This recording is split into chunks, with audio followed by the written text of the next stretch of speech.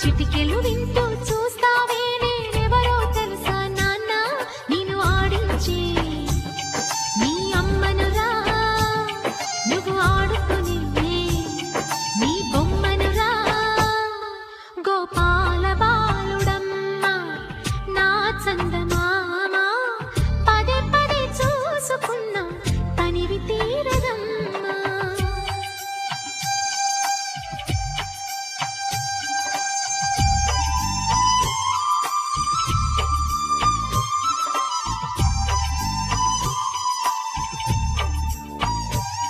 మీద తాకుతుంటే నీ చిట్టి పాదం అంది కట్టి ఆడుతుంటే ఈ తల్లి ప్రాణం ఉంగాలతోనే సంగీత పాఠం నేర్పావ నాకు